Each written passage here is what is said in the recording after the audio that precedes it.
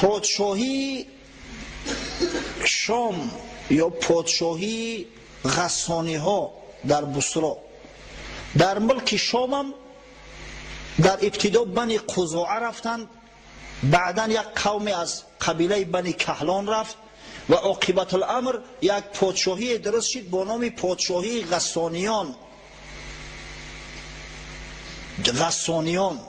غسانی ها چندین پادشاه ها داشتند.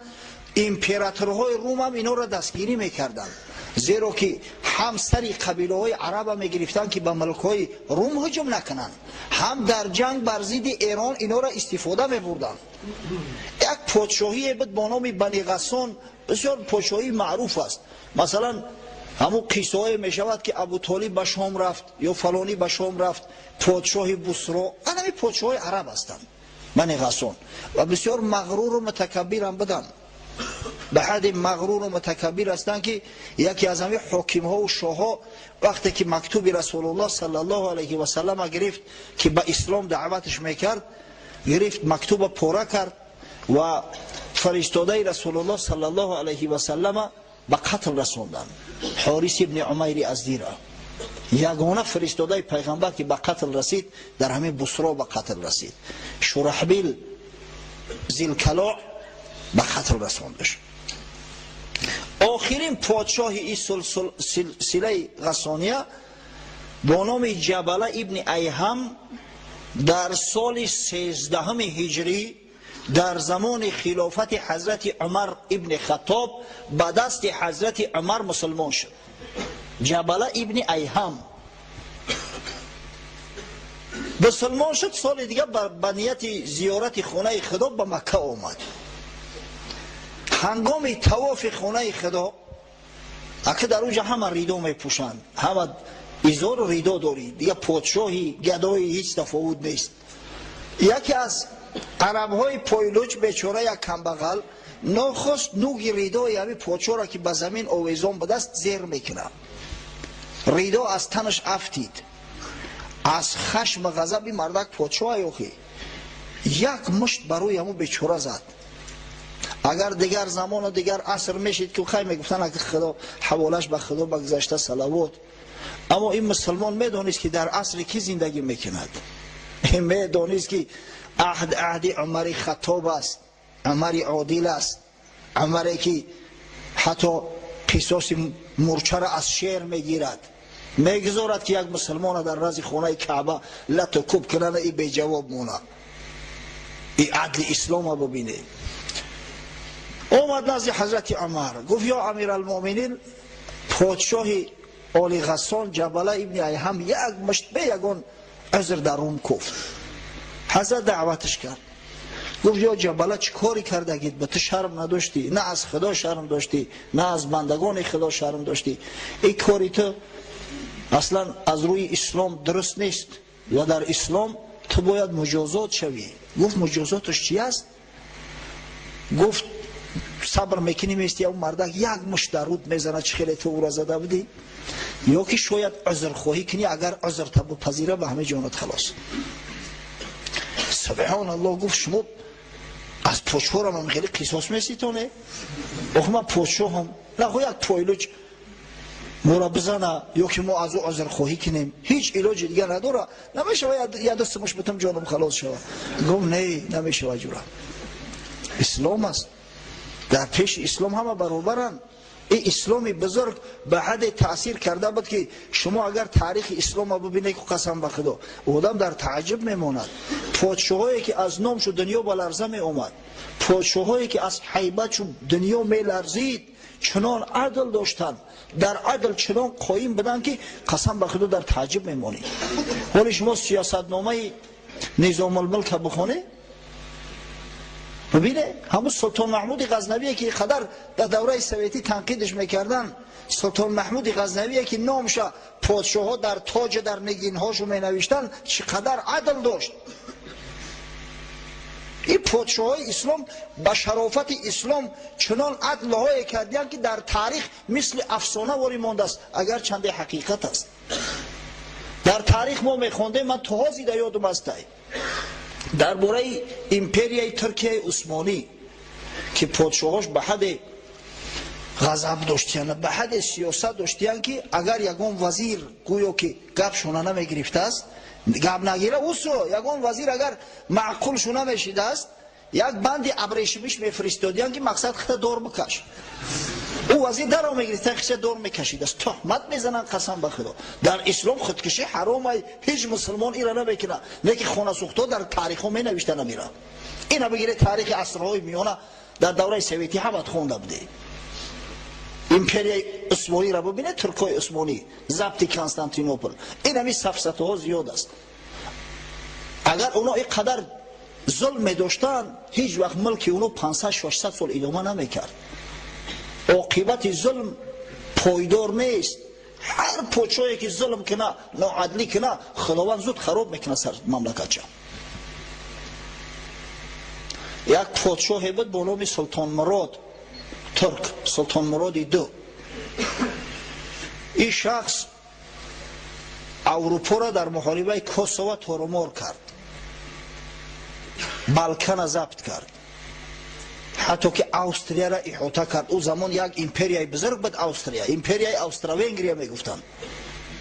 احاطهش کرد، در دری همون استرالیا، در دری وینا سپری خچ زد و صورت غالب تمام اروپا در نزدش می لرزید. از ترس سلطان مراد دو یگان کشتی اروپایی به اجازه در بحر بیرون زمین حرکت کردن نمیتونست.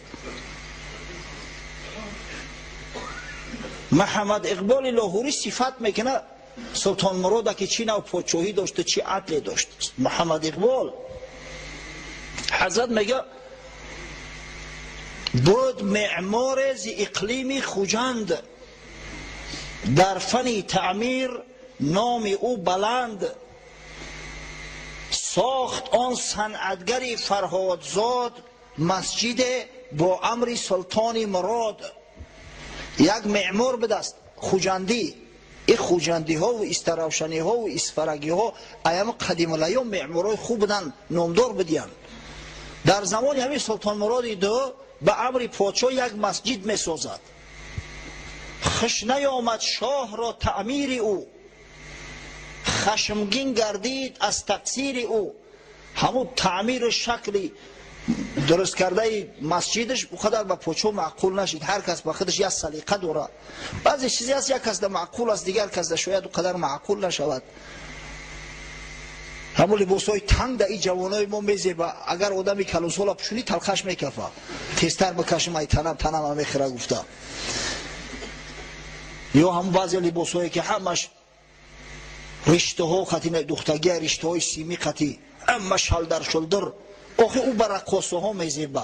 دقو مرد مسلمان همتری لباسا را بپوشه. اما بعضی ها در معقول است، اما هزار که نصیحتش میکنیم با میبینی در طرش همون گشت است. خش نیامد شاه را تعمیر او، خشمگین گردید از تقصیر او.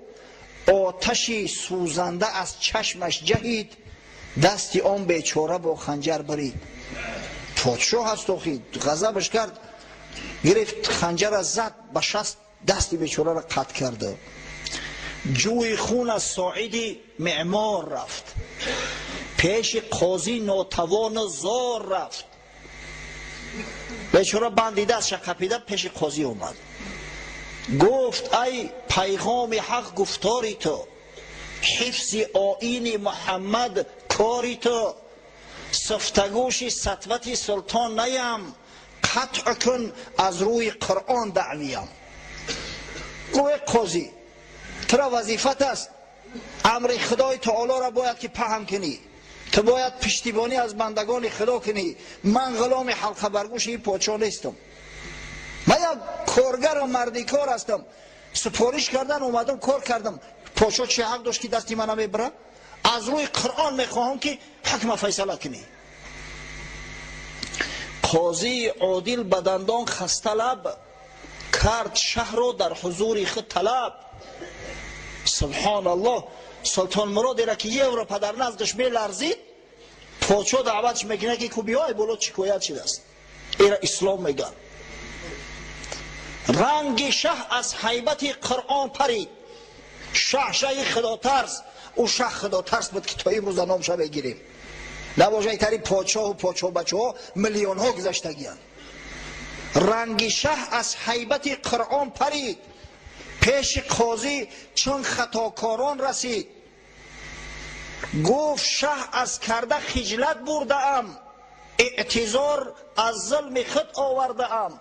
پادشاه اومد که به خدا شرمنده ام از کاری کردگیم، اگر علاجش باشه میره یا بلو کنیم خلاص کنیم، معمار راضی کنیم، مقصد از بحری دعواش بگذره.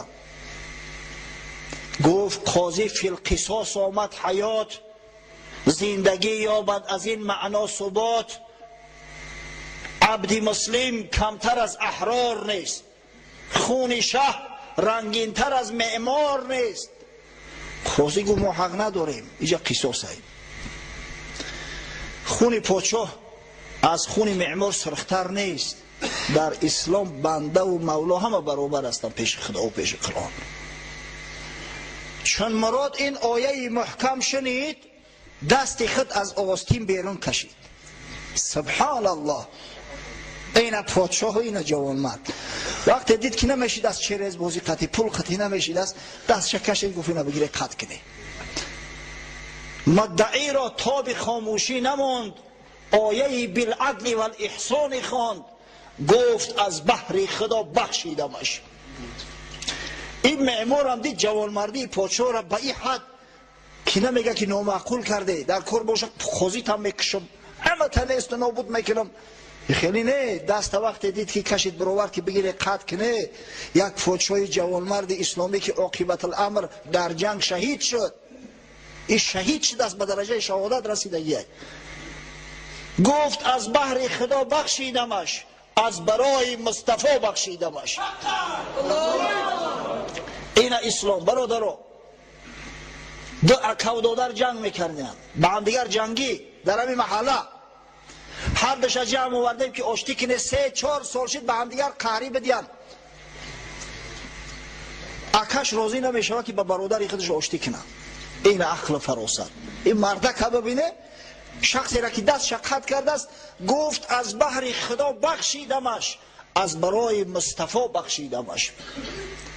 یافت نور بر سلیمان ظفر، سطوت آیین پیغمبر نگر. پیش قرآن بنده و مولا یک است، بوریا و مسندی دیبا یک است. این قرآن همه را برابر کرده است، همه بنده خدا هستند.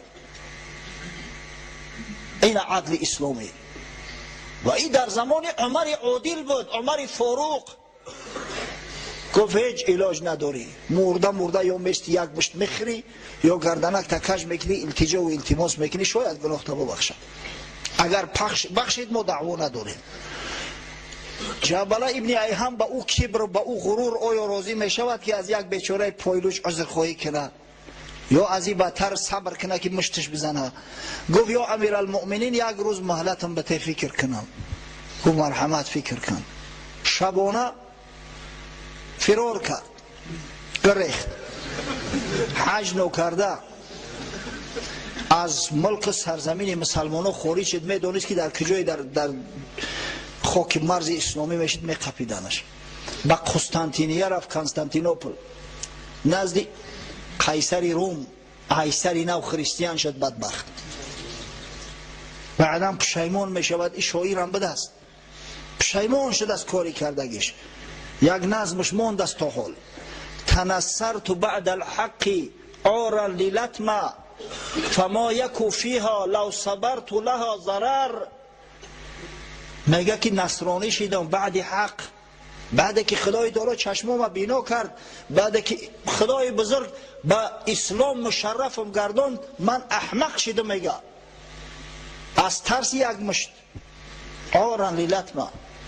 اگر میگه صبر میکردم هیچی بلوم نمیزد آخی با یا مشت میشی. فادرکنی منها لجاج حمیه و بعت لها العین صحیحه بالعور. به سبب انمو سرکشی و تکبری جاهلیت چشم بینا و زیبا را به چشم کور و کجله عوض کردم. واقعا این دین نصرانی در مقابل دین اسلام مثل انمو چشم کجله و کور است. فیا لیت امی لم تلدنی و لیتنی صبرت علی القول الذی قاله عمر. ای کاش که میگم مادرم نمیزایدم، ای کاش که صبر میکردم با همون سخنی که عمر رضی الله عنه گفت امروز نامسلمان نمیشیدم، امروز کافر و مرتد نمیشیدم. ایدای پادشاهی آخرانی بنی غسان بود در شام، پادشاهیگری عرب همین مقدار بود.